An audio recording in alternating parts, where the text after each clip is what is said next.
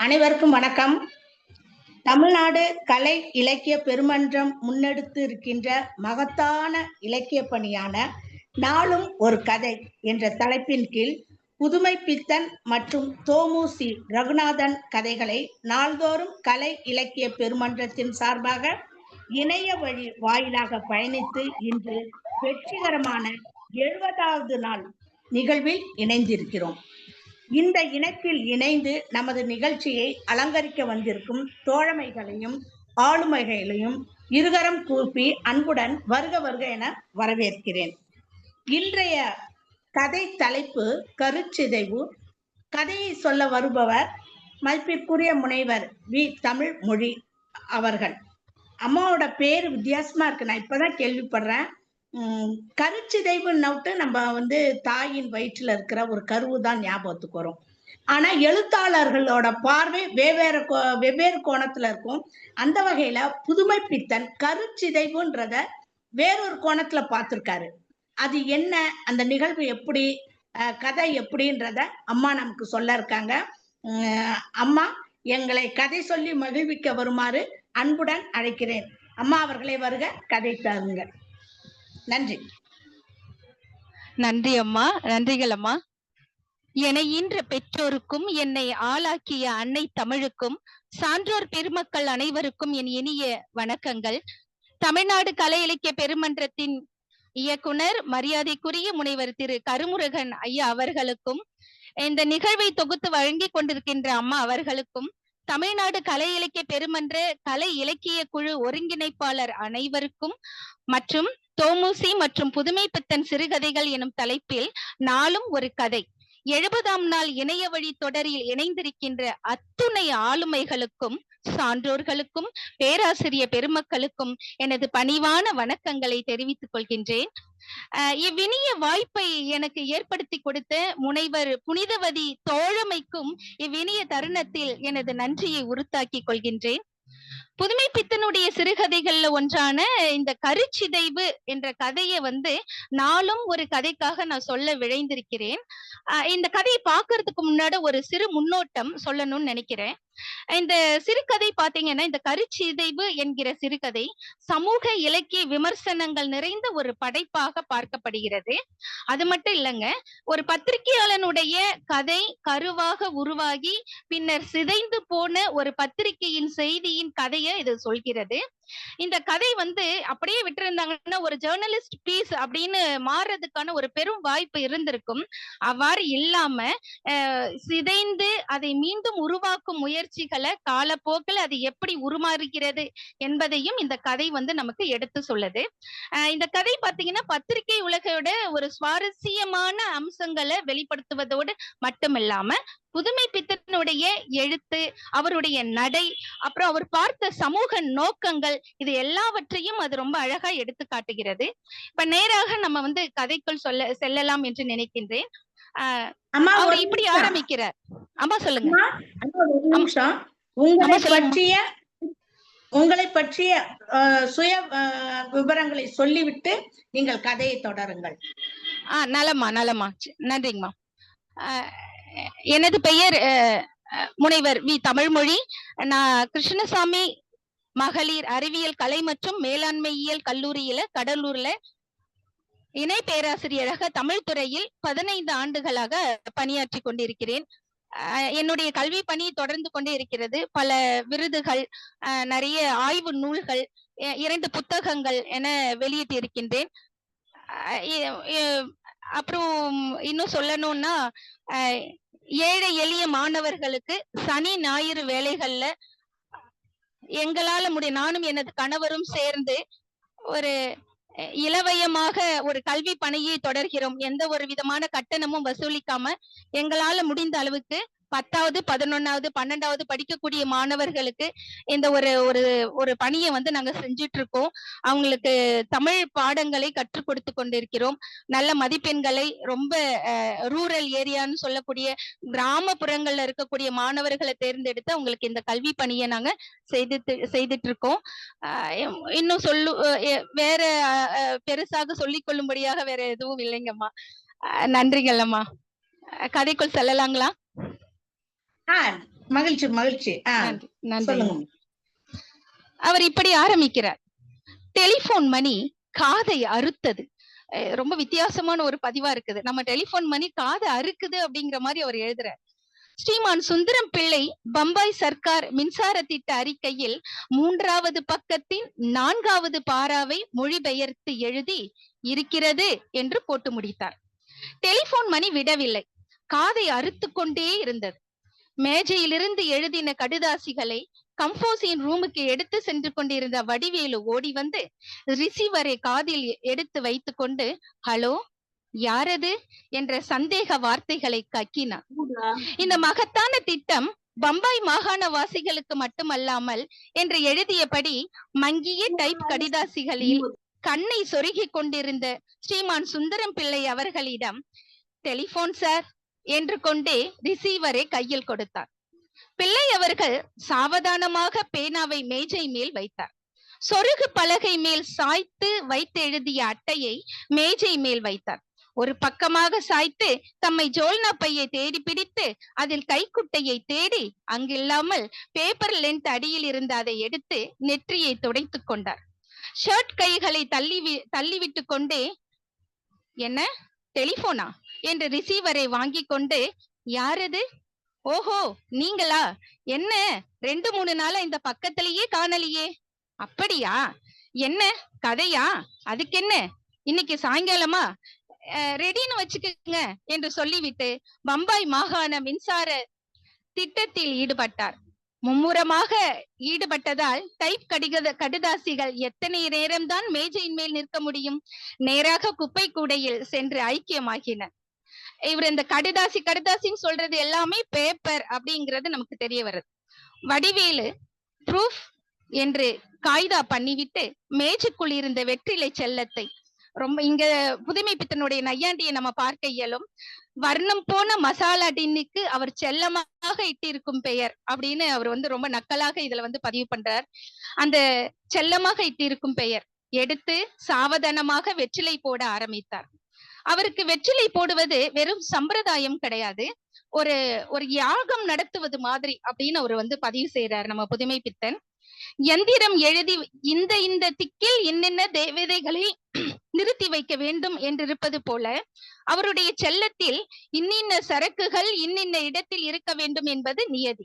ஆனால் இருக்கும் என்று எதிர்பார்ப்பது தவறு. இங்கதான் புதுமை பித்தனுடைய அந்த தன்மை வெளிப்படுகிறது. எப்பொழுதும் எல்லாம் இருக்காது என்பதை பெரிய விதியாக வகுத்து கொள்ளாமல் சுந்தரம் பிள்ளை தம்மை தவறாக அர்த்தப்படுத்தி கொண்டதாக கருத மாட்டார். தென்புலத்தில், அதாவது யமன் திசையில் சுண்ணாம்பு மட்டிலும் எப்பொழுதும் இருக்கும். எப்படி இருக்குங்கிறத ரொம்ப அழகா சொல்றார். இந்த சுண்ணாம்பு வெற்றிலை செல்லத்துல எந்த பொருள் இருக்கோ இல்லையோ சுண்ணாம்பு இருக்குங்கிறார். காரை கட்டியாகவா இல்ல சூரணமாகவோ அல்லது அவகாசம் இருந்தால் மசித்தோ அதன் பூர்வாசிரமத்திற்கு அதை கொண்டு வந்தோ வைத்து கொண்ட பின் வெற்றிலையை ஒவ்வொன்றாக எடுத்து காம்புகளை கீறிவிட்டு சுண்ணாம்பை தடவுவார். பிறகு அதில் சீவல் பாக்கோ அல்லது அது இருந்த இடத்தில் கிடக்கும் தூசு தும்பட்டமோ, இந்த வார்த்தைகளை எல்லாம் கவனிச்சீங்கன்னா அது புதுமை பித்தனுக்கு மட்டுமே சாத்தியம். இதை சுற்றி ஏற்றி பொட்டலமாக மடித்து ஒரே கவலமாக போற்றுக்கொண்டார். பிறகு புகையிலை தேடும் படலம் சாதாரணமாக அது அருகில் இருக்கும் நண்பருடைய பிரதேசத்தில் ஆக்கிரமிப்பாகவே இருக்கும்.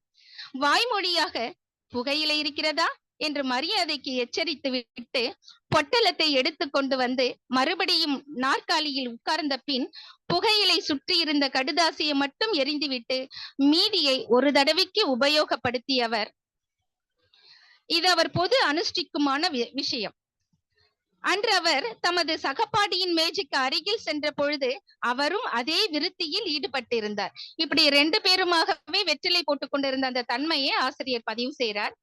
என்னப்பா வந்துட்டியா, என்கிட்ட ஒரு தரத்துக்கு தான் இருக்கும் என்று அங்கலாயித்தார் அவருடைய நண்பர். புகையிலையை வாயில் ஒதுக்கி கொள்ளும் வரை பிள்ளை அதை கேட்கவில்லை. என்ன இல்லையா, நான் வாங்கி கொண்டு வர சொல்றேன் என்று சொல்லிக்கொண்டே தம் மேஜைக்கு வந்தவர் ஒரு புஸ்தகத்திற்குள் ஐக்கியமானார். சார், கொஞ்சம் ப்ரூஃப் பார்த்து கொடுங்கோ, பேட்ச் போடணுமா என்று குழைந்தான் வடிவேலு. அவனுடைய குழைவுக்கு மரியாதை என்று அர்த்தம். இங்கெல்லாம் புதுமை பித்தனுடைய அந்த அவர் நிக்கிறாருன்னு சொல்லுவோம் இல்லைங்களா, அந்த இடங்கள்லாம் இதை நம்ம குறிப்பிடலாம். ப்ரூஃப் எங்கே கொண்டு வந்தால் தானே என்ற புத்தகத்தின் மீதுள்ள கவர்ச்சியால் சீறினார் பிள்ளை. அப்பவே கொண்டு வந்து வச்சிட்ட என்று சொல்லிக்கொண்டே எடுத்து கையில் கொடுத்தான் வடிவேலு. பிள்ளையவாள் அவசரத்தில் காலியாக தாவி மெய்யெழுத்துக்களையும் ஒற்றுக்களையும் கார்வார் செய்து கையெழுத்திட்டு வடிவேலு கையில் ஒப்படைத்து விட்டு மறுபடியும் புஸ்தகத்தில் சரணாகதி அடைந்தார். மணியும் 3 ஆயிற்று. மறுபடியும் டெலிபோன் மணி அடித்தது. ஹலோ, யாரது? நீங்கள் தானா? இன்னும் 1 மணி நேரத்தில் பையனை அனுப்புங்கோ. எத்தனை பக்கம்? 4 பக்கமா? வரும் வரும், லெட் அவுட் பண்ணிடுங்கோ. அப்படின்னா நானே கையில எடுத்துட்டு வந்துடுறேன். பையன் புறப்பட்டு விட்டானா? அப்படின்னா இன்னைக்கே இருக்கா என்று சொல்லிவிட்டு பேனாவையும் கடுதாசியையும் எடுத்தார். பேனாவை திறந்து வைத்துக் கொண்டு வெள்ளை கடுதாசியை பார்த்தபடியே பேனாவை எழுதும் பாவனையில் பிடித்துக் கொண்டு உட்கார்ந்திருந்தார்.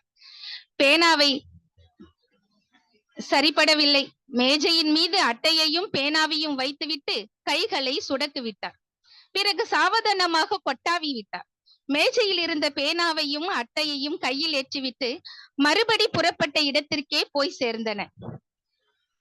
மேஜையின் சொருகை உருவி திறந்து நிதானமாக வெற்றிலை மடித்து போட்டுக் கொண்டார் ஸ்ரீபிள்ளை.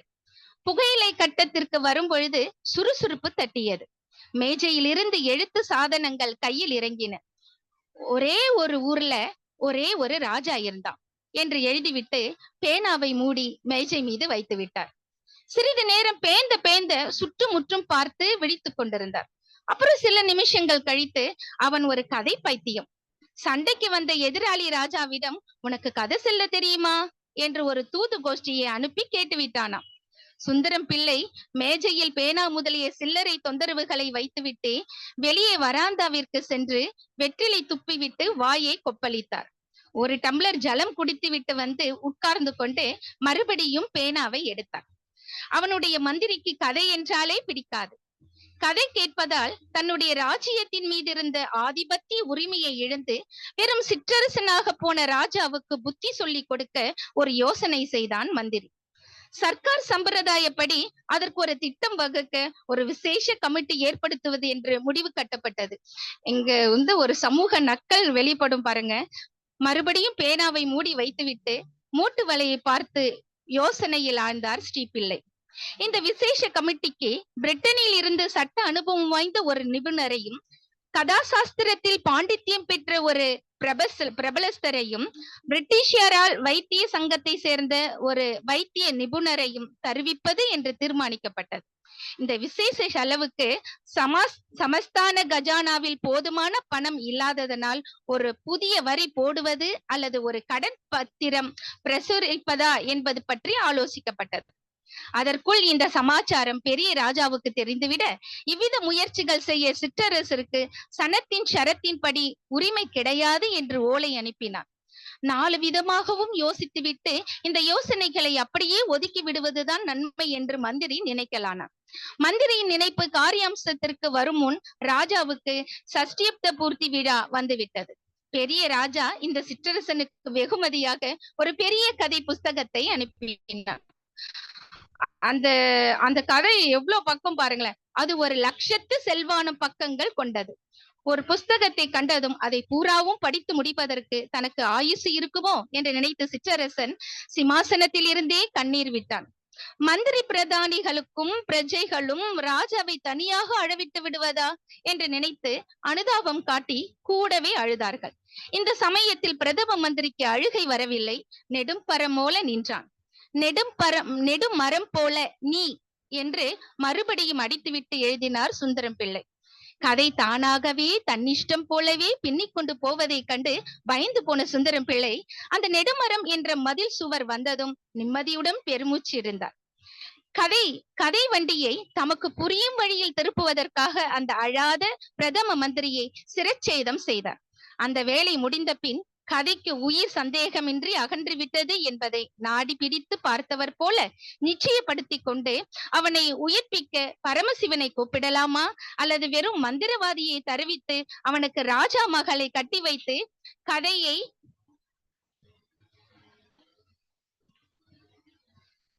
மேலதாளத்துடன் மங்களமாக முடித்து விடலாமா என்று யோசித்துக் கொண்டிருக்கையில், என்ன சார் முடிந்து விட்டதா என்று கேட்டுக்கொண்டே நுழைந்தார் சுந்தரம் பிள்ளையிடம் கதை கேட்ட ஆசிரியர். பையனை அனுப்புறேன்றீங்களே என்று சொல்லி எழுந்தார் ஸ்ரீபிள்ளை. பையனிடம் கண்ணுதாசி அனுப்பிவிட்டால் என்றுதான் என்று சிந்தித்துக் கொண்டே மேஜையில் இருந்த கடுதாசிகளை எடுத்து படிக்க ஆரம்பித்தார் ஆசிரிய நண்பர். இதுதானா 4 பக்கம்? போஸ்டர் எழுத்தில் போட்டா கூட 4 பக்கம் வருமோ என்னமோ, இதற்கு என்ன அர்த்தம் என்றார். நீர்தான் சொல்லுமே. சரி வாருங்க, காப்பி சாப்பிட்டபடி வரலாம் என்றார் நண்பர். வருவது எதற்கு, நேரா வீட்டுக்கு போவோமே என்றார் சுந்தரம் பிள்ளை.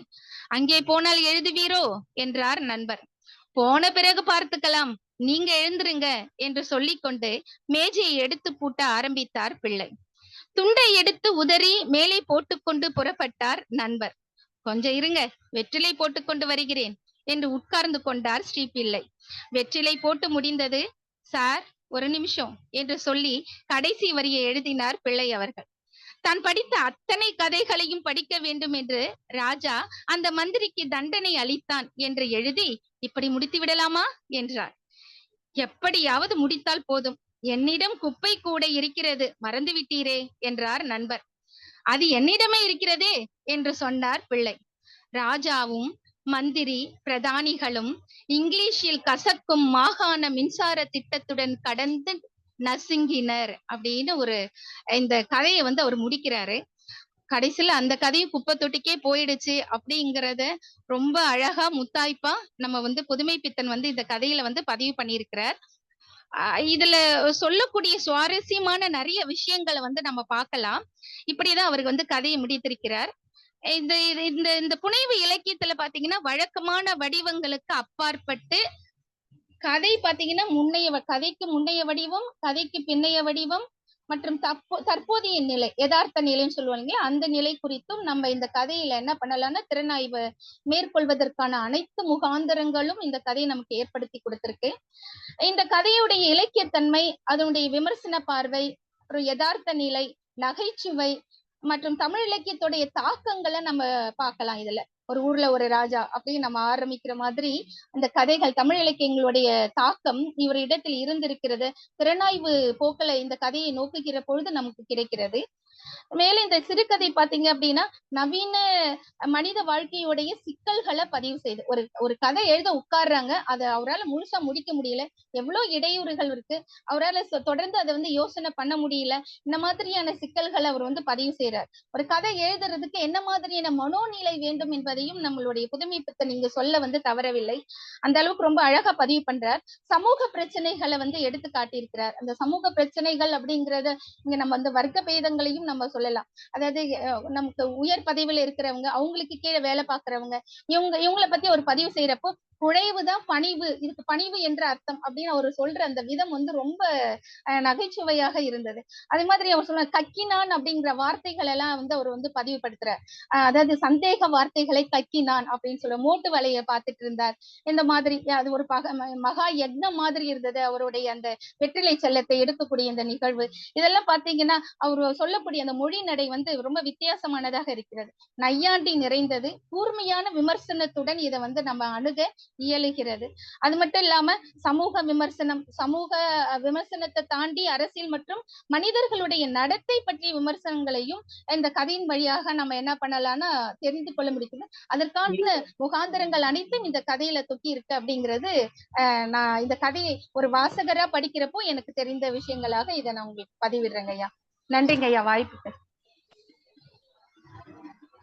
நன்றி நன்றி அம்மா, ரொம்ப அருமையா சொன்னீங்க.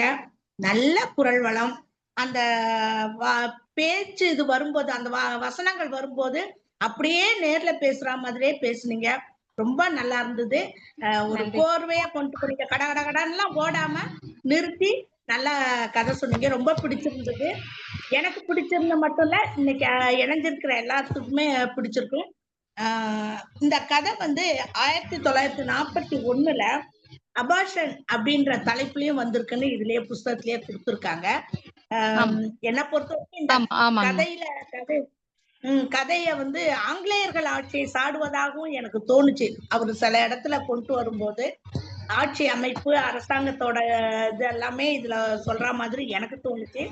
இருந்தாலும் நமது ஆளுமைகள் பயங்கரமான சிந்தனைவாசிகள், அற்புதமான கருத்துக்களை சொல்லக்கூடியவங்க, நல்ல கருத்துக்களையும் நல்ல சிந்தனைகளையும் சொல்லக்கூடிய பின்னோட்டத்திற்கான நேரம் இது. இன்றைய பின்னோட்டத்தை தொடங்க வைக்க இன்னைக்கு நமது சாத்தூர் கணேசன் ஐயா அவர்களை அன்புடன் அழைக்கிறேன்.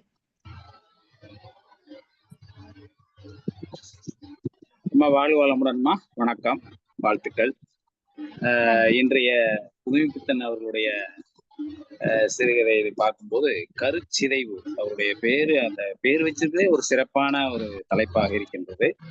இந்த கருச்சிதைவு கதையை வந்து தமிழ் மொழி அவர்கள் ரொம்ப சிறப்பாக, அந்த மொழி நடையும் சரி, அவருடைய அந்த வாசகங்களை வாசித்து அது கதைக்கு நாடகத்தை கொண்டு, நாடகத்துல வந்து எப்படியெல்லாம் பேசி கொண்டு போவார்களோ அதே போல நம்மளுக்கு வந்து விளக்கி சொன்னார்கள். உண்மையிலேயே ரொம்ப அவருடைய குரல் வளமும் ரொம்ப அருமையாக இருந்தது. ஒரு கேட்டுக்கொண்டே இருக்கலாம் பொழுது அந்த அளவுக்கு தமிழ் மொழி அவர்களுடைய கதைக்குள் மிக சிறப்பாக இருந்தது. அவர்களுக்கு நம்மளுடைய பாராட்டுகளையும் வாழ்த்துக்களையும் மனமும் தெரிவித்துக் கொள்வோம். வாழ்க வளமுடன். இந்த கதை வந்து இந்த கதையை பார்த்தீங்கன்னா ஒரு 3 விதமான சிந்தனைகளோடு நாம் பார்க்க வேண்டியிருக்கின்றது. ஒன்று என்ன அப்படின்னு சொன்னா, 2 நண்பர்கள் பேசிக்கொள்வது எப்படி இருக்கும், அதே போல் அந்த பேசிக்கொள்ளும் போது வெத்தலை போட்டுக்கொண்டே பேசும்போது என்னென்ன சம்பாஷணைகள் வரும், எப்படி எல்லாம் அவங்க பேசுவாங்க. எனக்கு ஒரு தரத்துக்கு தான் வரும், அதாவது அவருக்கும் வெத்தலை போடுற பழக்கம் இருக்கு, அவர் வச்சிருக்கிறாரு, அவர் வந்து ஒரு தரத்துக்கு தான் வரும் அப்படின்னா ஒரு தடவைக்கு தான் வரும் அப்படின்னு அர்த்தம். பரவாயில்ல, நான் வாங்கிட்டு வரேங்க. அதே இது வந்து ஒரு சம்பந்தம். அதே மாதிரி அந்த வெத்தலை பெட்டியை பத்தி சொல்லும் போதே ஒரு எழுத்தாளர் வந்து ஒரு வெத்தலை பெட்டியை வந்து இவ்வளவு விவரிச்சு சொல்ல முடியாதுன்னு எனக்கே ரொம்ப ஆச்சரியமான ஒரு விஷயமா இருந்தது. பாருங்களேன், எந்திரம் எழுதி அந்த திக்கில் இந்த திக்கில் என்னென்ன பொருட்கள், அதாவது தேவதைகள் நிறுத்த வேண்டும் என்று இருப்பது போல ஒரு இதுவரை கேள்விப்படாத ஒரு ஓமை வந்து சொல்லியிருக்காருன்னா, நானும் எத்தனையோ புத்தகங்கள் படிச்சிருந்தா கூட இப்படி ஒரு ஓமையை நான் பார்த்ததே இல்லை. அப்ப அது எப்படி இருக்குது அப்படின்னா, யந்திரங்களை வந்து தகடு மாதிரி அடிச்சு வச்சு அதுல எல்லாம் இந்த இடத்துல வந்து சந்திரன் இருப்பான், அதுல சூரியன் இருப்பான் அப்படின்னு சொல்ற மாதிரி அந்த தேவதைகளை காட்டுற மாதிரி இவருடைய வெத்தலை பெட்டியில எல்லாமே அங்க இருக்கணும் இருந்துன்னு ஒரு ஏதி தான். ஆனா அதெல்லாம் இல்ல.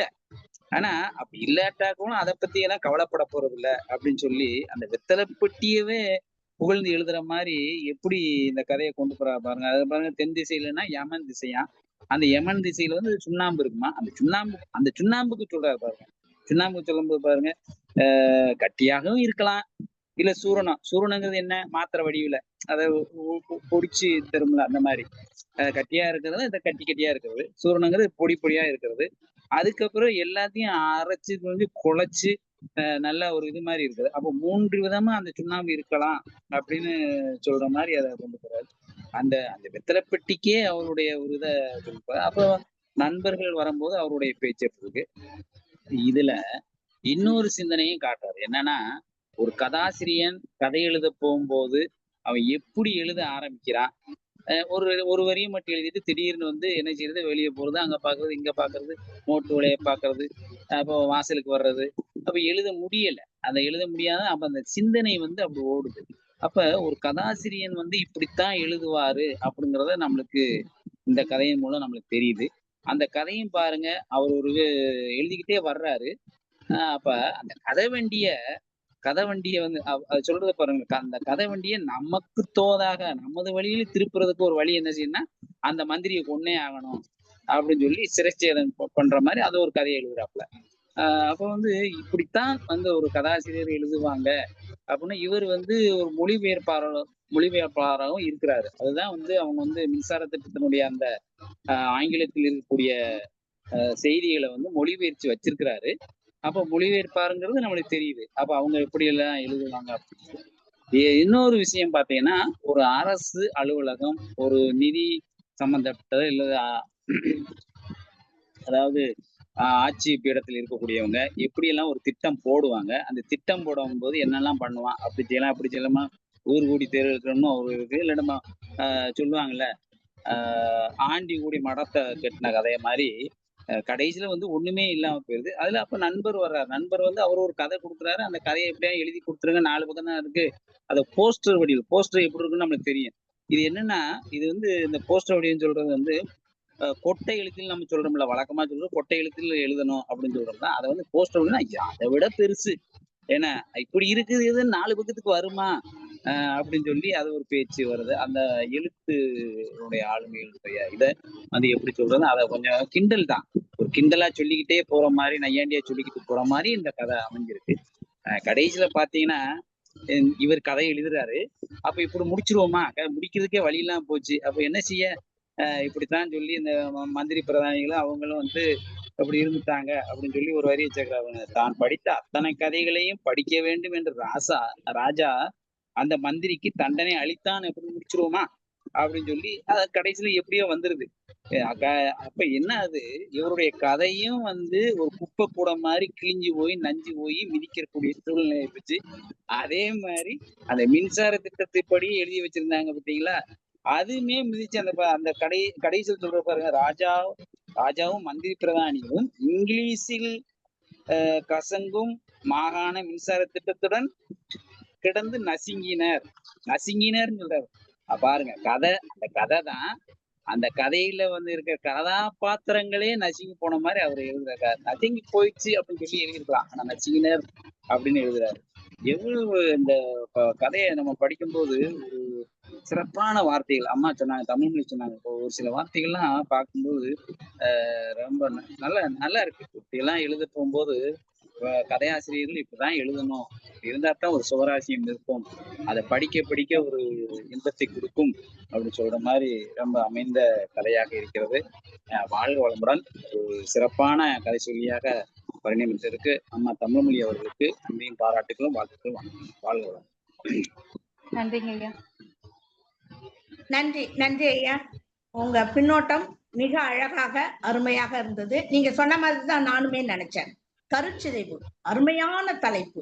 அந்த வெத்தலை பாக்கு இருக்கிற அந்த டப்பா, நானும் அப்படிதான் இதுக்கு இவ்வளவு விளக்கம் கொடுப்பாரா, இவ்வளவு எழுதியிருக்காருன்னு ஆச்சரியப்பட்ட. அந்த வெத்தலை டப்பா எங்க அப்பாவை நினைவுபடுத்தியது. எங்க அப்பாவை ஆசிரியர், ஆனாலும் அவர் வீட்டுக்கு வந்தாருன்னா வெத்தலை போடுவாரு.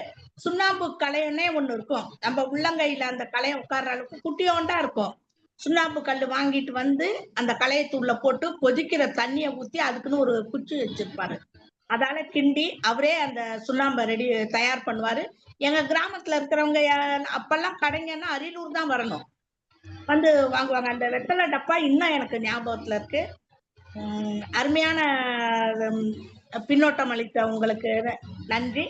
அடுத்து பின்னோட்டம் அளிக்க நமது பணித்துளி பாலசுப்ரமணியன் ஐயா அவர்களை அன்புடன் அழைக்கிறேன். அனைவருக்கும் வணக்கம். அம்மா கேக்குதா? கேக்குதுங்கய்யா, கேக்குது. நன்றிங்கம்மா, நன்றி. மிக அருமையாக இந்த கதையை தமிழ்மொழி அவர்கள் சொன்னாங்க. சிறப்பு. எனக்கு அந்த குழுல இந்த கருச்சிதைவு அப்படிங்கிற தலைப்பை பார்த்த உடனே யாரோ ஒரு பொண்ணை பாவம் கட்டாயப்படுத்தி கருச்சிதைவு பண்ண போறாங்க போல இருக்கு இந்த கதையில அப்படிங்கிற மாதிரியான எண்ணம் தான் முதல்ல தோணுச்சு. அது எத்தனை பக்கம் இருக்குன்னு அப்படியே பார்க்கும்போது 4 பக்கம். கடைசியா அந்த வரியில பார்க்கும்போது அபார்சன் என்றும் இந்த கதைக்கு பெயர் சூட்டப்பட்டிருந்தது அப்படின்னு ஒரு வரி இருந்தது. ஐயையோ, அப்போ பாவம் அபார்சனும் வருது. யாரோ ஒரு பெண்ணு பாவம், ஒரு பெண்ணினுடைய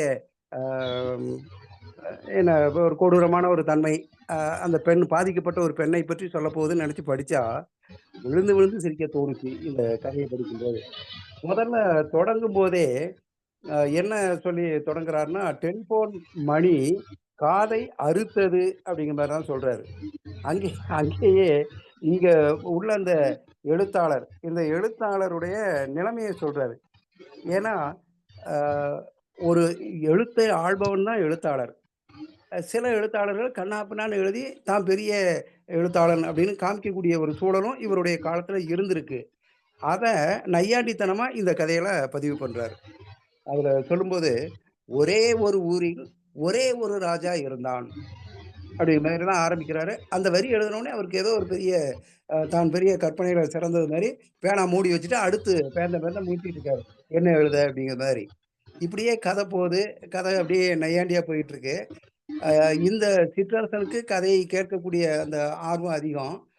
அதனாலேயே பெரிய ராஜ்யத்தை ஆளக்கூடிய அந்த ஒரு பெரிய இழப்பும் அவனுக்கு வருது.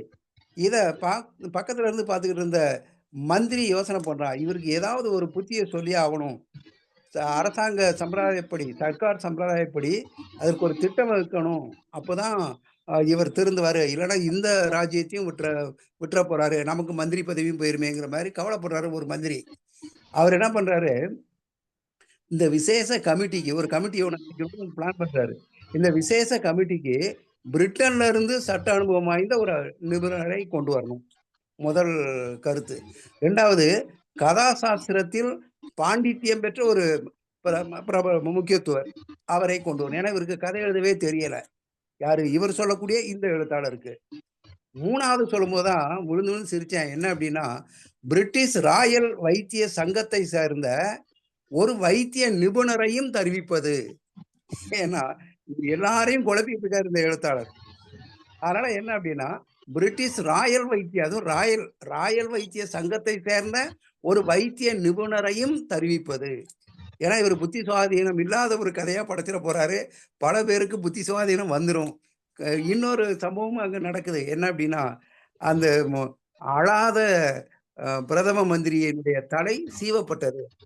இல்ல இம்மென்றால் சிறைவாசம், ஏனென்றால் வனவாசமா, அது மாதிரி எடுத்த உடனே தலையை சீவுறது மன்னர்களுக்குரிய இயல்பு. இவருக்கு அந்த பந்தா பண்ணக்கூடிய ஒரு தோரணை இருக்கு. சாத்தூர் கணேசன் அவர்கள் சொன்னார் இல்லையா, அந்த வெற்றிலை செல்லம். வெற்றிலை செல்லத்துல இது இங்கதான் இருக்கணும்னு ஒரு முறை இருக்கும். ஆனா இவருடைய வெற்றிலை செல்லத்துல அப்படிலாம் இருக்காது. அதை பத்தி அவர் கவலையும் பட மாட்டாரு. அப்படிங்கிற மாதிரி போகும். என்ன தான் தோண்டித்தனமா ஏதாவது எழுதி வைக்கணும், அதை படிக்கிறவன் படிக்கணும் அப்படிங்கிற மாதிரி போகுது. அப்படிப்பட்ட எழுத்தாளர்களும் இந்த சமுதாயத்துல இருந்திருக்காங்க. இப்படிப்பட்டவர்கள் தேவையற்றவர்கள் அப்படிங்கிற மாதிரி தான் அவர் சொல்ல வராரு. கடைசியா சொல்லும்போது அந்த அவருக்கு ஆங்கில புலமையும் இருக்கு. ஏன்னா ஒரு ஒரு திட்டத்தினுடைய 4வது பத்தியெல்லாம் மொழிபெயர்க்கிறாரு. மொழிபெயர்க்கக்கூடிய அந்த ஆங்கில அறிவும் அவர் இருக்கு. ஆனா அதையும் கூட அவர் சரியா பயன்படுத்தல. எல்லாமே கடைசியா எங்க போய் சேருது? இவர் எழுதிய எல்லாமே குப்பை தொட்டிக்கு போய் சேருது. அப்படிங்கிற மாதிரியான ஒரு சூழலை அவர் கொண்டு வராரு. எனக்கு இதுல இன்னும் சிரிக்கக்கூடிய ஒரு நிகழ்வா நான் எதை பார்க்கிறேன்னா, பையனை அனுப்பி வைக்கிறேன் குடுத்து விடுங்கன்னு சொன்ன அந்த பத்திரிகை ஆசிரியர் அவரே நேர்ல வந்துருவாரு. ஏன்னா இவருடைய இயல்பான குணம் அவருக்கு தெரிஞ்சிருக்கும் போல. வந்து சரி பரவாயில்ல, நாம போய் ஒரு காஃபிய சாப்பிட்டு வருவோங்க மாதிரி கிளம்பி போறாங்க. கடைசியா இதுக்கு மேல என்ன எழுத அப்படின்னு சொல்லும்போது கடைசியா அது குப்பை தொட்டிக்கு தான் போய் சேருது. இப்ப இதுல நான் முதல்ல இந்த கருச்சிதைவு அப்படிங்கிற தலைப்பை பார்த்த உடனே யோசிச்ச நிலை வேற. ஆனா இந்த கதையை படிச்சதுக்கு அப்புறம் இதுல ஒரு போலியான பந்தா கொண்ட ஒரு எழுத்தாளர், அந்த எழுத்தாளரை கேலி பண்றாரு, நையாண்டி பண்றாரு. மிக அற்புதமான கதை தான் இது. ரொம்ப நல்லா சொன்னீங்கம்மா, தமிழ் மொழியம்மா. அதே போல உங்களை நான் ரொம்பவும் பாராட்டுறேன். ஏன்னா கிராமத்துல உள்ள 10, 11, 12 வகுப்பு மாணவர்களுக்கு இலவசமாக தமிழ் சொல்லிக் கொடுக்கீங்க அப்படிங்கிறத நினைக்கும் போது உண்மையிலேயே எனக்கும் அந்த எண்ணம், நான் இப்பதான் 40 ஆண்டுகளுக்கு பிறகு சொந்த ஊருக்கு வந்திருக்கேன். அந்த எண்ணம் மனசுல இருந்தது. நீங்க சொல்லும்போது அதை ஓடி போய் என் மகள்கிட்டையும் சொல்லிட்டு வந்தேன். பாரு அந்த அம்மா அப்படி சொல்றாங்க, நானும் அது மாதிரி ஆரம்பிக்க போறேன்னு. உண்மையிலே ஒரு உந்துதல் சக்தியாக நீங்க திகழ்றீங்க. வாழ்த்துக்கள் அம்மா. வாய்ப்புக்கு நன்றி. நன்றி அம்மா. நன்றி. நன்றி ஐயா. உங்களது பின்னோட்டம் மிக அருமையாக இருந்துச்சு. சிந்தனையை தூண்டக்கூடியதாகவும் இருந்துச்சு. மகிழ்ச்சி. நன்றி. நீங்க சொன்ன மாதிரி நானும் சொல்லணும்னு நினைச்சுக்கிட்டே இருந்தேன், ஆனா மறந்துட்டேன். சனி ஞாயிறுனாவே எல்லாருமே ஓய்வு எடுப்போம், இல்ல சொந்தக்காரங்க வீட்டுக்கு போக வேண்டியிருக்கும், வெளியில ஒரு நாளைக்கு இப்படி போயிட்டு வருவோம் குடும்பத்தோட, அப்படிதான் நினைப்பாங்க. ஆனா அம்மா வந்து அந்த சனி ஞாயிறுல கூட கல்வி பணிக்காக ஒதுக்கி இருக்காங்க, எந்த ஒரு தொகையும் வாங்காம செய்யறாங்கன்னா அது மிகப்பெரிய விஷயம், சாதாரண விஷயம் இல்ல. நேரத்தை ஒதுக்குவது என்பதுதான் இந்த காலத்துல ரொம்ப மதிப்புள்ளது. பணத்தை விட மதிப்புள்ளது நேரம். அந்த நேரத்தையே கல்விக்காக ஒதுக்குறாங்கன்னா, அம்மா நீங்க எங்கேயோ போயிட்டீங்க. உண்மையிலே உங்க பேர்ல ரொம்ப மரியாதை. உங்க பேர்லயும் ஐயா பேர்லயும் தமிழ்நாடு கலை இலக்கிய பெருமன்றம் உங்களை மதிக்கிறது, உங்களுக்கு பாராட்டுகிறது, வாழ்த்து தெரிவிக்கிறது அம்மா. நன்றி. அடுத்து பின்னோட்டம் வழங்க முனைவர் கிருஷ்ணன் ஐயா அவர்களை அன்புடன் அழைக்கிறேன்.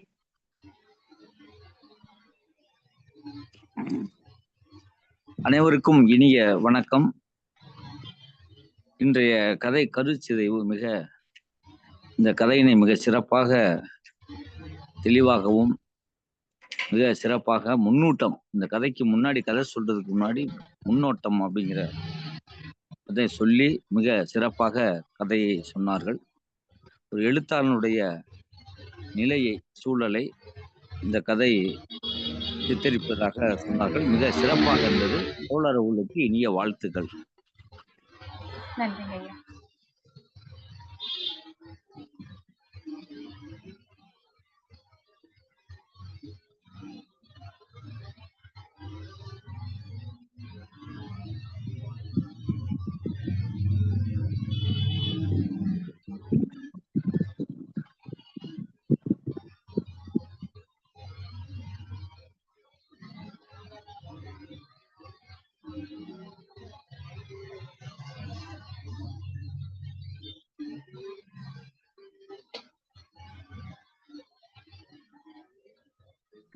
வேற யாராவது பின்னூட்டம் வழங்குறவங்க வழங்கலாம். வேற யாரும் இருக்காங்களா? இருக்காங்க, அவங்கள கூப்பிடுங்க.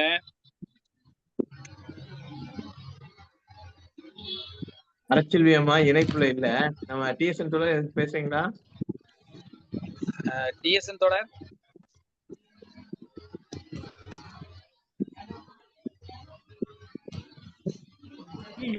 சரி. விஜிலாமா இணைப்புல இருக்கீங்க? இப்பதான் இணைப்புக்கு வந்தேன். இன்னைக்கு நான் மற்றவங்களுடைய கருத்துக்களை தான் கேட்க வந்தேன்.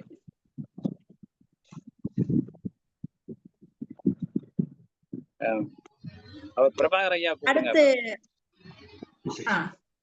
அடுத்து நமது மதிப்பிற்குரிய பிரபாகரன் ஐயா அவர்களை பின்னோட்டம் வழங்க வருமாறு அன்புடன் அழைக்கிறேன். பேசுறது கேட்காமா? கேக்குதுங்கய்யா. தமிழ் மொழி அருமையான பெயர். அந்த பெயருக்கு தக்கன அந்த கதை சொல்லல் விஷயம் அப்படியே புட்டு புட்டா வெளிப்பட்டது. அது ரசிக்கத்தக்க விஷயம். நல்லா சொன்னாங்க கதை. இந்த வெத்தலை போடுற விஷயம் ரொம்ப அருமை. கு. அழகர்சாமி வெத்தலை போடுவார். அந்த வெத்தலை போடுற அந்த தினுசே அந்த அந்த விதமேவும் நான் சிறு வயசு, எனக்கு ஒரு 14 வயசு 13 வயசு இருக்கும். அந்த வெத்தலை போடுறத அப்படி பார்ப்போம். அந்த வெத்தலை போடுற அந்த சமாச்சாரத்தை எத்தனையோ பேர் பதிவு பண்ணியிருக்காங்க. அது ரெண்டாவது இவர் கூவலரசாமி அந்த வெத்தலை பெட்டியை திறந்த உடனே அதுல இருந்து ஒரு வாசம் நறுமணம் வரும். அப்படி அந்த அந்த வெத்தலை பெட்டியினுடைய அந்த அந்த அந்த அந்த தினசி அந்த வெத்தலை அவரு கூவலரசாமி வாய் வெத்தலை போட்டு மென்னுகிட்டே இருக்கும்.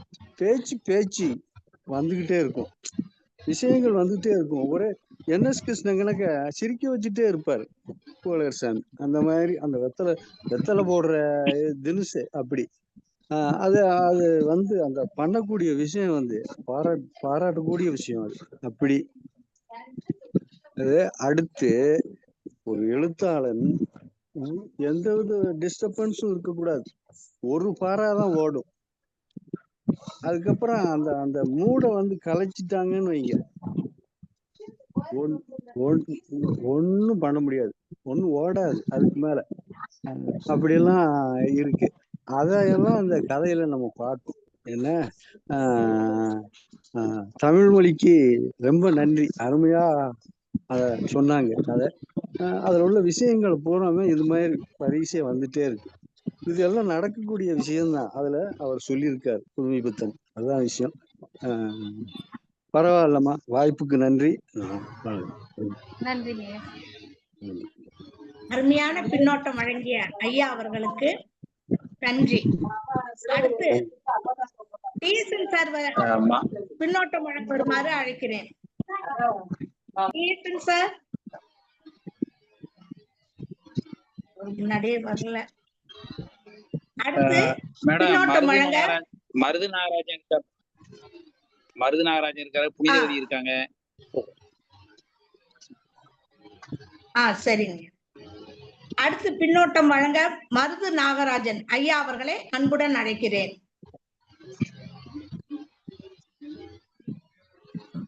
ஐயா வெளியில இருக்கிறேன்னு சத்தம் இடையில வாகனங்களுடைய நன்றி நன்றிங்க. நன்றிங்க. நமது இலக்கிய பெருமன்றம் தொய்வு இல்லாமல் நடப்பதற்கு பெரிதும் உதவி புரியும் நமது மதிப்பிற்குரிய புனிதவதி அம்மா அவர்களை பின்னோட்டம் வழங்க வருமாறு அன்புடன் அழைக்கிறேன்.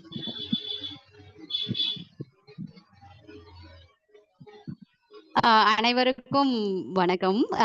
குழுவில் இணைந்திருக்கக்கூடிய இன்னைக்கு கதை சொன்ன தமிழ்மொழி மாம் அவ்வளவு நேரடியா ஒரு பத்திரிகை அலுவலகத்துல உட்கார்ந்துக்கிட்டு அந்த காட்சிகளை அப்படி கேட்கிற மாதிரியான ஒரு கதை சொல்லுவாங்கன்னு அவங்க நல்லா பேசுவாங்கலாம் தெரியும். ஆனா இந்த அளவுக்கு இவ்வளோ அருமையாக ஒரு பத்திரிகை அலுவலகத்துள்ள நம்ம உட்கார்ந்து அந்த நிகழ்வை கண்ணால கண்டுகொள்வது மாதிரி சொன்ன தமிழ்மொழி மாமுக்கு என்னுடைய மனமார வாழ்த்துக்கள்.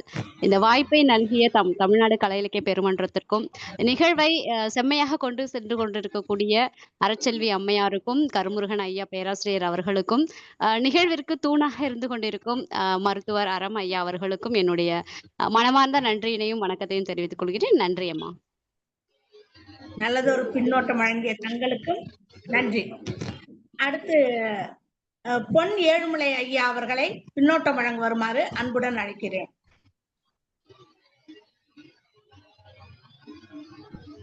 வணக்கம்மா. நான் ரொம்ப தாமதமாக தான் இணைஞ்சேன். அதனால அதை எப்பவுமே நான் நேரத்தை வீணடிக்க மாட்டேன், சொன்னதையே சொல்ல மாட்டேன். அதனால நான் கை தூக்கினால் வழியா என்ன அழைக்காதீர்கள். சரி, மகிழ்ச்சிங்க. நன்றி நன்றி. அடுத்து பின்னோட்டத்தால் பெருமை சேர்க்கும் அழகாக பின்னோட்டம் வழங்கும் நமது மதிப்பிற்குரிய ஐயா சிவசுப்பிரமணியன் அவர்களை பின்னோட்டம் வழங்க வருமாறு அன்புடன் அழைக்கிறேன். அன்பான தோழர்கள் அனைவருக்கும் வணக்கம். இன்னைக்கு புதுமைப்பித்தனுடைய கருச்சிதைவு என்ற சிறுகதைய முனைவர் தமிழ்மொழி ரொம்ப தன்னுடைய குரல் வளத்தால் கணீர்னு கதையை நல்லா உணர்ச்சியுடன் சொன்னாங்க. அது இன்னும் பேர் தமிழ் மொழின்னு வச்சிருக்கிறதுனால என்னமோ ரொம்ப சரளமா நல்ல தூய தமிழ்ல ரொம்ப சரளமா பேசுறாங்க. ரொம்ப அருமையா இருந்துச்சு. பிறகு இந்த சனி ஞாயிறு அதை சொன்னாங்க. இருந்தாலும் நான் அதை பற்றி ஒரு குறிப்பா சொல்லணும்னு, அரசாங்கமும் இலவச கல்வி தருது. ஆனா மக்களிடமிருந்து வசூல் பண்ற வரியின் மூலமாகத்தான் இலவச கல்வி தருது. இவங்க அந்த ஒரு எந்த ஒரு பிரதிபலனும் இல்லாமல் இந்த பணியை செய்வது ரொம்ப அந்த ஒரு நம்ம இப்ப ஸ்லோகம் இருக்குல்ல, அந்த நினைவூட்டுது. அதாவது ஆசிரிய பணியே அறப்பணி, அதற்கே உன்னை அர்ப்பணின்னு சொன்னது. இவங்க அந்த ஆசிரிய பணிக்கு இவர்களை அர்ப்பணித்திருக்கிறார்கள் என்றே சொல்ல தோன்றுகிறது. அவருக்கு பாராட்டுகளும் வாழ்த்துக்களும். இந்த கதை முழுவதும் புதுமைப்பித்தன் கதை முழுவதும் அரசாங்கத்தையும் கிண்டல் பண்றாரு, அலுவலகங்களையும் கிண்டல் பண்றாரு. அலுவலகங்கள்ல வெத்தில போட்டுக்கிட்டு இருக்குது, பிறகு கதை எழுதிக்கிட்டு இருக்குது. இவ்வளவுக்கும் என்ன, பம்பாய் மாகாண மின்சார திட்டத்திற்காக அங்க ஆலோசனை நடக்குதான். ஆனா என்ன, இவர் வெத்தில போடுறாரு, கதை எழுதிக்கிட்டு இருக்காரு. இந்த மாதிரி எல்லாம் இதா இருக்கு. அலுவலகங்களை கிண்டல் பண்றாரு. அடுத்து அரசாங்கத்தை கிண்டல் பண்றது. அந்த சம்பிரதாயப்படி ஒரு திட்டம் வகுத்தா அந்த திட்டக்குழுவுக்கு செயல்படுறதுக்கு அது செலவுக்காக வரி போடணும். அரசாங்கம் அப்படித்தானே செய்யறது. வரி போடணும். அப்புறம் அதுக்கு வெளிநாட்டுல இருந்து எல்லாம் எங்க இருந்தாமெல்லாம் கொண்டு வரணும். இப்போ போறாங்கல்ல, வெளிநாட்டு போவாங்க, இத்தனை சிறப்பு திட்டங்கள் ஒப்பந்தம் செய்யப்பட்டது அப்படின்னு ஒரு எல்லாம் மாமூலான ஒரு தகவல் தான். அதை இவர் நல்லா கேலி பண்றாரு.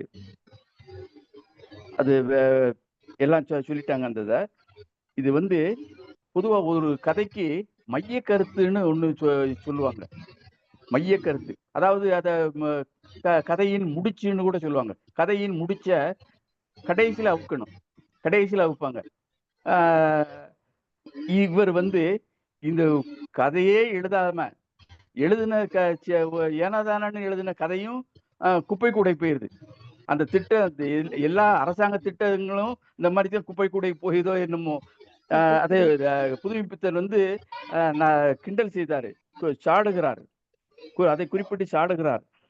கதையே எழுதாம கதை ஏனதானு எழுதிய கதையையும் குப்பை கூடைக்கு அனுப்பி போட்டிருந்தாரு. இந்த மாதிரி ஒரு கதையே, இந்த மாதிரி ஒரு கதையை வச்சுக்கிட்டு கருச்சிதைவு அப்படின்னு எழுதினதுதான் இவருடைய திறமை, புதுமைப்பித்தனுடைய திறமை. அதுதான் அங்கதான் அவருடைய எழுத்து ஆளுமை நன்றாக வெளிப்படுகிறது என்பதை பதிவு செய்து இத்துடன் நிறைவு செய்து கொள்கிறேன். வாய்ப்புக்கு நன்றி, வணக்கம். அழகான நல்லதொரு பின்னோட்டத்தை வழங்கிய ஐயா அவர்களுக்கு நன்றி. அடுத்து இந்த பின்னோட்டத்துல நமது பொதுச் செயலாளர் அவர்கள் சொல்லும் போது சில கருத்துக்களும் சிந்தனைகளும் நம்ம கண்ணுல மண்ணை தூவி விட்டு அவர் கண்ணுக்கு மட்டும் பளிச்சுன்னு காட்டுதோ என்னவோ தெரியல. அவரோட சிந்தனை அந்த ஒரு சின்ன வார்த்தையில கூட அவரோட அர்த்தங்கள் ரொம்ப நம்மளை யோசிக்க வைக்கக்கூடியதா இருக்கும். நான் கடைசியா அவர் பின்னோட்டம் சொன்னதுக்கு அப்புறம் யோசிச்சு பார்ப்பேன், ஏன் இதெல்லாம் நமக்கு தோணல, இதெல்லாம் இவ்வளவு முக்கியமா இருந்திருக்கே அப்படின்னு. அவரோட பின்னோட்டம் எப்பவுமே நம்ம எல்லாருக்கும் சிறப்பான ஒன்றாகவே இருக்கிறது. அந்த வகையில் அவரோட பின்னோட்டத்துக்கு நிறைவுரைக்கு முன்னால் கதை சொல்லியின் நேரம் இது. அம்மா, நீங்க ஏதாவது சொல்லணும்னா நீங்க சொல்லலாம்.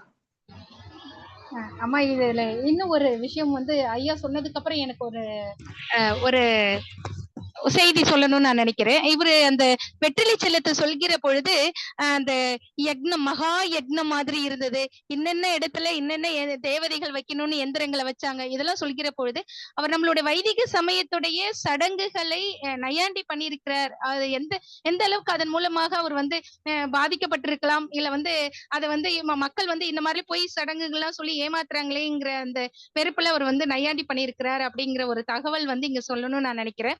அவர் அந்த ஒரு தாக்கத்தால கூட அவர் அந்த மாதிரி எழுதி இருந்திருக்கலாம், வைதிக சடங்கை நையாண்டி பண்ற மாதிரி. அடுத்ததாக ராஜா அழறாரேன்னு சொல்லிட்டு இருக்கிற மந்திரி பிரதானிகள் இருக்கக்கூடிய மக்கள் எல்லாரும் சேர்ந்து அழுதாங்கன்னு சொன்னோடனே எனக்கு இந்த காட்சி ஒரு வாசகனாக இந்த ஒரு காட்சி எனக்கு புலப்பட்டது. அது என்னவென்றால் ஜெயலலிதா அம்மையார் இறந்ததுக்கு அப்புறம் நம்மளுடைய என்ன தொலைக்காட்சிகள்ல பார்த்த அந்த நிகழ்வுகள் எல்லாமே நமக்கு தெரியும். மந்திரி பிரதானிகள் உட்பட எல்லாருமே எப்படி அழுதாங்க, அம்மையார் அழறாங்க, துணை என்ன சொல்றது சின்ன அம்மையார் அழறாங்க அப்படின்னு சொன்ன உடனே எல்லாரும் சேர்ந்து அழுதாங்க. இந்த காட்சி எனக்கு அது இப்ப சடனாக அது எப்படி சொல்றது உடனே நினைவுக்கு அந்த தன்மையை இப்ப பார்க்க முடியுது. ராஜா அழறது, அப்ப மேல் இடத்துல இருக்கிறவங்க அழகிற பொழுது ஐயோ அழலனா அடிப்பானோ அப்படின்னுட்டு எல்லாரும் சேர்ந்து அழகிற மாதிரியான ஒரு தொடியை இங்க ஆசிரியர் ஏற்படுத்தியிருக்கிறார். அந்த காட்சி எனக்கு இப்பொழுது நினைவுக்கு வந்ததுங்கம்மா, அதையும் சேர்த்து இங்க சொல்லணும்னு நினைச்சேன். வாய்ப்புக்கு ரொம்ப நன்றி. அனைத்து ஆளுமைகள் கொடுத்த பின்னூட்டு மதிப்புறு பின்னூட்ட நிகழ்வுக்கு நான் தலை வணங்குகிறேன். எனக்கு வாய்ப்பளித்த தமிழ்நாடு கலையிலக்கிய பெருமன்றத்திற்கும் அந்த இலக்கிய குழு ஒருங்கிணைப்பாளர் அனைவருக்கும் எனது பணிவான நன்றிகளையும் வணக்கத்தையும் தெரிவித்துக் கொள்கிறேன். நன்றிகள் அம்மா. மகிழ்ச்சி, நன்றிம்மா. அதாவது அரசாங்கத்துல கூழ கும்பிடு போடுறவங்களுக்கு, ஆமாஞ்சாமி போடுறவங்களுக்கு தான் இப்பெல்லாம் அதிக வாய்ப்பு இருக்கு. அடுத்து நாம் ஆவலுடன் எதிர்பார்க்கும் நமது பொதுச் செயலாளர் ஐயா அவர்களின் நிறைவுரை இப்பொழுது. ஐயா வருக, நிறைவுரை தருக. தோழர்கள் அனைவருக்கும் வணக்கம். முதல்ல அம்மா தமிழ் மொழி அவங்களுக்கு அந்த பேருக்காகவும் அவர்களின் செய்கைக்காகவும் தமிழ்நாடு கலை இலக்கிய பெருமன்றத்தின் சார்பாக மிகுந்த பாராட்டுகளை தெரிவித்துக் கொள்கிறேன். உங்கள் சேவை தொடர வேண்டும். ஏன்னா எந்த மொழியிலையும் அந்த மொழியினுடைய பெயரை தன்னுடைய பெயராக வைத்துக் கொள்வது ரொம்ப ரொம்ப கம்மி. உலக அளவுல பார்த்தோம்னா என்னுடைய மகள் பேர் தமிழ் அப்படின்னு தான். அப்பா பேனா எடுத்து எழுதினாரா தமிழ் வாழ்கன்னு தான் எழுதுவார்.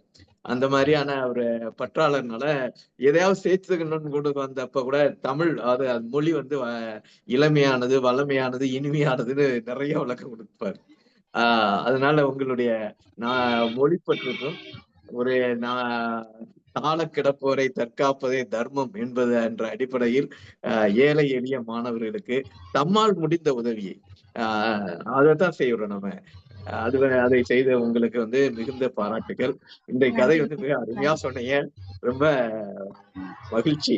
இந்த கருச்சிதைவு இது வந்து முழுக்க முழுக்க ஒரு கிண்டல் கதை தான். மொழிபெயர்ப்பாளர் ஒரு கதை எழுதுனா எப்படி இருக்கும், அதுக்கப்புறம் அதில் வச்சுக்கிட்டு உள்ள அடிச்சு போறார். நம்ம கூட இவரு அந்த ஹலோ யாருதுன்ன உடனே சந்தேக வார்த்தைகளை கக்கினான்றது. எல்லாரும் நம்ம ஹலோன்னு தான் கேட்கிறோம், யார் பேசுறீங்கன்னு கேட்கிறோம். ஆனா அது வந்து என்ன வார்த்தை, சந்தேகமான வார்த்தை, அதை போய் கேட்கலாமான்ட்டு. பிறகு கொஞ்சம் மேஜிக்கல் ரியலிசம் மாதிரியே எழுதியிருப்பார். அந்த மக்கிய போன கடுதாசியில் கண்ணை சொருகி கொண்டிருந்தார். அதுக்கப்புறம் வேக வேகமா அடிக்கிறார், டைப் அடிக்கிறார். அந்த கடுதாசி எல்லாம் நின்னுகிட்டே இருக்கும், அதான் தானா போய் குப்பை தொட்டியில விழுந்துருது. இவர் அடிக்கிறதெல்லாம் மொழிபெயர்க்கிறதெல்லாம் குப்பை தொட்டியில் போக வேண்டியதுன்றத முதலே சொல்லிட்டு போறாரு. அப்படி சொல்லிட்டு போற அந்த வெற்றிலை செல்லம் அதுல வந்து ரொம்ப அருமையா எல்லாம் பின்னூட்டம் வழங்கினாங்க எல்லா எழுத்தாளர்களும். பூவலகர் சாமியும் இப்படிதான் சொல்லுவார், வெற்றிலை செல்லம் பாரு. கீராவும் அப்படி சொல்ற மாதிரியெல்லாம் எனக்கு எண்ணம். ஏன்னா இவங்க எல்லாருக்குமே அப்படி ஒரு பிரியம். கீரா பூவலகர் சாமி புகையில போட்டுக்கிட்டே இருப்பார். அவருக்கு அது அநேகமா அந்த டிபி ட்ரீட்மெண்ட் எடுத்து முடிஞ்சு டிஸ்சார்ஜ் ஆகுறப்ப சடன் டெத்து, அநேகமா ஹார்ட் அட்டாக் வந்திருக்கலாமோ அப்படின்றத அவர் புகையில போடுறதுனால அது கூட இருக்கலாம். அந்த வெற்றிலை மேல அவ்வளவு பெரிய பாசம். அந்த இது வந்து மகாக்கியம், சம்பிரதாயம் அல்ல மகாக்கியம். மகாக்கியம்னா என்னன்னா பஞ்ச மகாக்கியங்கள் வந்து பஞ்ச யாக்கியானங்கள் வந்து ஒவ்வொரு இந்துவுக்கும் ஒரு அடிப்படை கடமை. பஞ்சபூதத்தை சொல்லணும். ஒரு நிமிஷம் சொல்லுங்க ஒரு நிமிஷம். அவரு கீரா வந்து பீடி குடிச்சாரு, வெத்தலை போட்டாரு. அவருக்கு கடைசியில அங்க பாண்டிச்சேரியில இருந்து சொல்லிக்கிட்டே இருந்தது கேன்சர் வந்துடும், எனக்கு கேன்சர் வரும், கேன்சர் வரும். டாக்டர் கூட சொல்லல, அவரே தன்னால சொல்லிக்கிட்டே இருந்தார், கேன்சரே வந்துருச்சு. அந்த தொண்டை குழாய்க்கும் உணவு குழாய்க்கும் சுவாச குழாய்க்கும் உணவு குழாய்க்கும் ஊட அது கடைசியில் பெருசாகி நெரிச்சுதான் ஜீவன் பிரிஞ்சது. உண்மைதான். ஏன்னா இது வந்து புகையிலை வந்து அமெரிக்காவில கண்டுபிடிக்கிறாங்கன்னு நினைக்கிறேன். அது எல்லா நாடுகள்லயும் பரவுது. அது ஒரு விதமான செல்களை அடிமைப்படுத்திடும், ஒரு புத்துணர்வை தரும். ஆனால் வந்து ஒரு புகையிலைக்கு அடிமையா தான் இருப்போம். கொஞ்சம் அந்த டைம் தாண்டிடுச்சுனாலே அதை கேட்டு ஒவ்வொரு செல்களும் அழுகும். எனக்கு குடுக்குறியா இல்லையா, சிகரெட் குடிக்கிறியா இல்லையா, புகையில குடுக்குறியா இல்லையா, பாக்கு குடுக்குறியா இல்லையான்னு அழுகும். அப்படிப்பட்ட இது வந்து நிறைய நோய்களை உண்டு வருது. மாரடைப்பு அதுதான், பக்கவாதம் அதுதான், கேன்சரும் அதுதான். அப்ப பல்வேறு நம்ம எழுத்தாளுமைகள் டிபி, இப்ப எல்லாத்துக்குமே டிபி இருந்தது. புதுமைப்பித்தனுக்கு டிபி இருந்தது, கீராக்கும் இருந்தது, பூவலகர் சாமிக்கு இருந்தது, தமிழ் ஒலிக்கும் இருந்தது. அந்த டிபியும் புகையிலையும் தான் நம்ம பெரிய பெரிய எழுத்தாளர்கள் எல்லாம் சாய்த்து இருக்குது. பாரதி கஞ்சா கூட குடித்திருக்கலாம், அது கூட வாய்ப்பு இருக்கு. இப்படி இந்த மகாக்கியானம்ன்றது ஒரு பஞ்ச யாக்கியானம்பாங்க. அதுல வந்து பஞ்ச இதுக்கு அடுத்து வந்து இன்னொரு நியூஸ் உங்களுக்கு சொல்லணும். புதுமைப்பித்தனுடைய அவர் வீட்டுல வச்ச பேரு உங்களுக்கு தெரியுமா? அது வந்து அவருடைய விருதாச்சலம். அவர் அதுக்கப்புறம் வச்சுக்கிட்ட பேர் தான் புதுமைப்பித்தன், புனை பேர். நம்ம அந்த 5 வியாக்கியானங்கள் செய்யணும். ஒண்ணு வந்து பசு, முயல், இந்த இதுக்கெல்லாம் நம்ம உணவு கொடுக்கணும், மனுஷர்களுக்கு கொடுக்கணும், பிதுர்களுக்கு கொடுக்கணும், அதுக்கப்புறம் பிரம்மனுக்கு கொடுக்கணும், அதுக்கப்புறம் தேவ வியாக்கியானம், இதெல்லாம் ஒண்ணு இருக்கு. அதை வந்து கிண்டல் அடிக்கிறார் அம்மா, தமிழ் மொழி அம்மா சொன்னாங்க. அவருக்கு வந்து வைதிக சடங்குகளை பற்றியான கிண்டல் வந்து எல்லா இடத்துலயும் இருக்கும் அவருக்கு வந்து. அதுல வந்து அதுக்கப்புறம் எந்திரம் எழுதுறதுன்னா என்ன அப்படின்னா, வேத மந்திரங்களையும் வெவ்வேறு விதங்கள்ல ஒளிய எழுப்புறது இல்ல படமா வரைகிறது, அது வந்து ஆற்றலை கொடுக்குன்றாங்க. நீங்க வந்து இவர் வந்து முழுக்க முழுக்க அறிவியல் சார்பானவர். நீங்க புதுமைப்பித்தனை பாத்தீங்கன்னா இப்படி ஒரு பொய்ய இவ்வளவு நாள் சொல்லி இருந்திருக்கீங்களேடான்றது. அந்த எந்திரம் எழுதி 10 திசைகள் சொல்லுவாங்க இந்து மதத்துல. வடக்க, தெற்க, தென்கிழக்கு, தென்மேற்கு, ஒவ்வொரு திசையிலையும் நீங்க வந்து தென் கிழக்குல வந்து அக்னி மூலை, தென் மூலை வந்து யமன் மூலை, அங்க ஒவ்வொரு கடவுளும் காத்துக்கிட்டு இருப்பாங்கன்பாங்க. அப்ப அதையும் தான் கிண்டல் அடிக்கிறாரு. முதல்ல மகாக்கியானம் சொல்லிட்டாரு, எந்திரம் எழுதுறதுன்னு சொல்லிட்டாரு. அதுக்கப்புறம் திசை, தென் திசையில சுண்ணாம்பு பார்க்கலாம், அதையும் சொல்றாரு. அதையும் சொல்லிட்டு அதுக்கப்புறம் இந்த சீவல் சொல்றாரு, இந்த இடத்துலதான் பொட்டணம் இருக்கணும், அப்படி இல்லைன்னா என்ன செய்யறது, அங்க இருக்க தூசு துப்பட்டத்தை எடுத்து வெத்தலையில வச்சிருறது அப்படின்ட்டு. பிறகு அந்த புயலை ஆக்கிரமிக்கிறாரு. இன்னொருத்தர் இதுக்கு இலையில போய் நண்பரோட இதுல போய் என்ன செய்யறது, புயலை இருக்கான்னு கேட்டு எச்சரிப்பாராம். நீங்க புயலை இருக்கான்னா அது வந்து கேக்குறது தானே, ஆனா இங்க எச்சரிப்பாராம், டே நான் வந்து தூக்க போறேன், நீ ரெடியா இருந்துக்கோடு. அங்க இன்னொரு ரைட்டர் இருப்பாராம், அவரு எப்பயுமே வந்து அதான் நீதியா, புயலை இருக்கான்னு கேட்டு போயிட்டு அது வந்து எடுத்து சாப்பிட்டது. அப்ப ஒரு எழுத்தாளர் வந்து ஒரு ஆபீஸ், ஒரு பத்திரிகை ஒரு மொழிபெயர்ப்பாளர் எவ்வாறு அவருடைய அது வந்து கிண்டலா அடிச்சுட்டு போறாரு. நீங்க அவரை பாக்குறதெல்லாம் எப்படி. அப்புறம் அந்த எழுத ஆரம்பிக்கிறார். ஒரு போன் வருது, இந்த மாதிரி ஒரு கதை கேட்கறாங்க, கதை உடனே எழுத ஆரம்பிக்கிறாரு. ஒரே ஒரு ஊர்ல ஒரே ஒரு ராஜா அப்படின்னு சொல்லிட்டு ஆரம்பிச்சுட்டு மந்திரிக்கு, அந்த ராஜாக்கு வந்து கதை பைத்தியம். ஒரு எதிர்நாட்டு மன்னன் வந்து அவன்கிட்ட என்ன கேட்கிறாரு, நீ வந்து கதை படிச்சிருக்க, உனக்கு கதை சொல்ல தெரியுமான்னு கேட்கிறாரு. ஏன்னா எழுத்தாளர்ன்றதுனால இவருடைய மூளை வந்து எப்படி போகுது அப்படின்னு, உனக்கு கதை சொல்ல தெரியும். இது மந்திரிக்கு வந்து பிடிக்கிறது இல்லை. ஏன்னா இவர் வந்து ஆதிபத்திய உரிமையே இழந்திருக்காரு. ஆதிபத்தியன்றது ஒரு இந்து புராணங்கள்ல உள்ளதான். ஒரு புதன் எடுத்துக்கிட்டீங்கன்னா அது மிதுனத்தின் மேலும் கன்னியின் மேலும் இரு வீடுகளின் மீது ஆதிபத்திய உரிமை கொண்டாடும் புதன் வந்து. அப்ப நீங்க வந்து இந்த ஆதிபத்திய உரிமை இப்படி இருக்கு, ஜோசியத்துல இதெல்லாம் இருக்கும். அப்ப இதெல்லாம் போட்டு உள்ள வாங்கி அடிக்கிறாரு. இந்த சிற்றரசன் ஆயிட்டானா, பெரிய ராஜாவா இருக்க வேண்டிய இப்படி கதை படிச்சு படிச்சு படிச்சு கதை கேட்டு கேட்டு சிற்றரசன் ஆகி ஆதிபத்திய உரிமையும் இழந்து சிற்றரசன் ஆயிட்டான்றாரு. அப்ப இந்த மந்திரி என்ன செய்யலாம்னு நினைக்கான், சரி இதற்கு கமிட்டி ஒண்ணு போடலாம் அப்படின்னு நினைக்கிறான். அப்ப கமிட்டினா என்ன இருக்கணும், சட்ட வல்லுநர் இருக்கணும். அதுக்கப்புறம் அவர் வந்து நிபுணரா கதாசாஸ்திரத்தில் தேர்ந்த ஒரு என்ன சொல்லுவாரு பிரபலம் ஒருத்தர் இருக்கணுமா. இதுல என்ன பண்ணா, நீங்க இன்னைக்கும் ராயல் காலேஜ் ஆஃப் பிசிஷியன் அப்படின்றது ஒரு மிகப்பெரிய ராயல் சொசைட்டி, அந்த அரண்மனையினுடைய பிரிட்டிஷ் அரண்மனையினுடைய ராஜாக்களுக்கு வைத்தியம் பண்ணக்கூடிய இடம். நீங்க வந்து இன்னைக்கும் சில பேர் வந்து போட்டிருப்பாங்க royal college of physician, RCP அப்படின்னு போட்டிருப்பாங்க. அது ஒரு டிகிரியா. ஏன்னா நாங்க அந்த காலேஜ்ல படிச்சவங்க, அந்த காலேஜ்ல ட்ரெயின் ஆனாங்க. அதையும் அவ எப்ப எழுதியிருக்காரு, 1950க்கு முன்னாடியே அந்த கமிட்டியில சட்ட வல்லுநர் இருக்கணுமா, கதாசாஸ்திரத்துல ஒரு நிபுணர் பிரபலம் ஒருத்தர் இருக்கணுமா, அந்த வைத்திய நிபுணர் ராயல் காலேஜ்ல இருந்து ஒருத்தர் இருக்கணுமான்றது. அப்ப இது வந்து இப்படி எல்லாம் போட்டா கஜானால பணம் இல்லை. அப்ப அரசு என்ன செய்யுது, புதிய வரி போடும் இல்ல கடன் பத்திரம் ரிலீஸ் பண்ணும், அதையும் நையாண்டி பண்றாரு. இன்னைக்கு உள்ள ஜனநாயக யுகத்துல நீங்க என்ன பண்றீங்க, ஒரு கமிட்டி போட்டா எப்படி போடுற, அந்த ஒண்ணுமே இல்லாததுக்கு ஒரு கமிட்டி, அதுக்கு சட்ட நிபுணர், வைத்திய நிபுணர், ஒருத்தன் கதாசிரியர், பணம் வேற இல்லைன்றது. பணம் இல்லைன்னா என்ன செய்யற, கடனை போட்டு. இன்றைக்கும் அது நடக்குது. நீங்க வந்து ஒரு இதுல இல்லைன்னா உடனே என்ன பண்ணுவாங்க, ஒரு செஸ் வரின்னு போட்டுருவாங்க, எஜுகேஷனல் வரி, அது வரி இது வரின்னு போட்டுட்டு தான் இருப்பாங்க.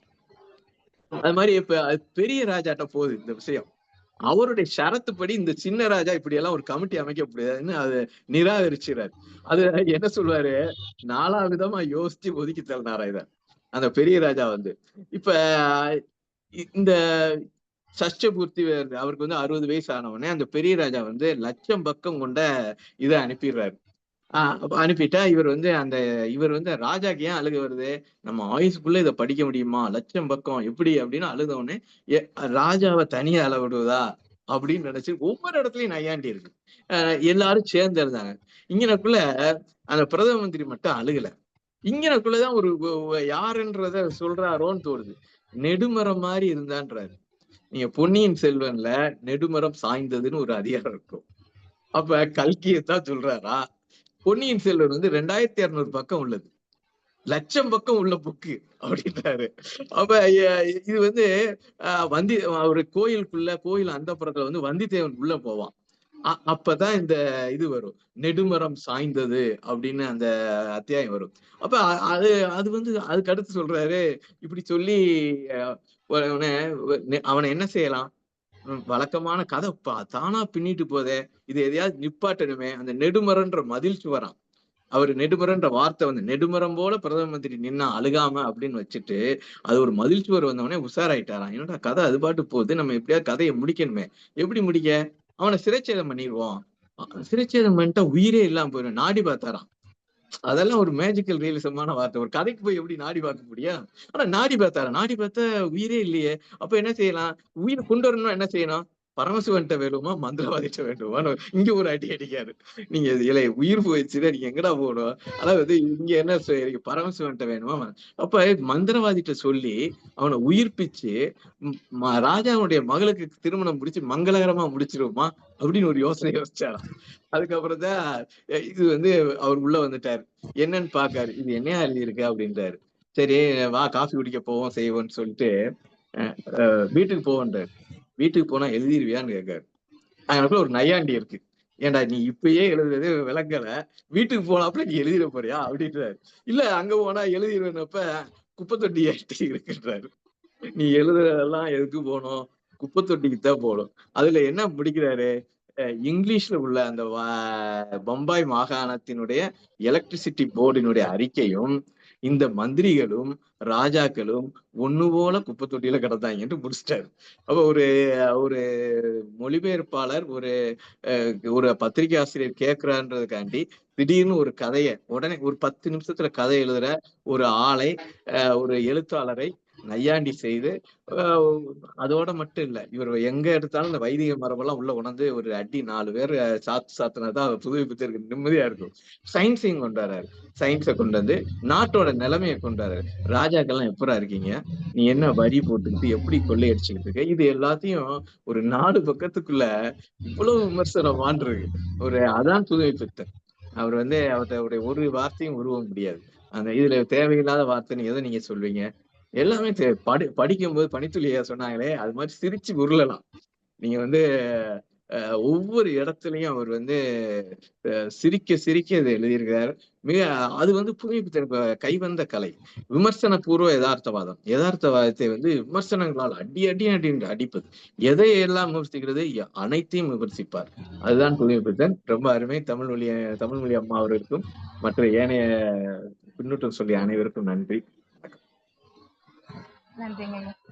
அருமையானது ஒரு பின்னோட்டம். எனக்கு நிறைய வார்த்தைகள்ல கொஞ்சம் சந்தேகம் இருந்துச்சு.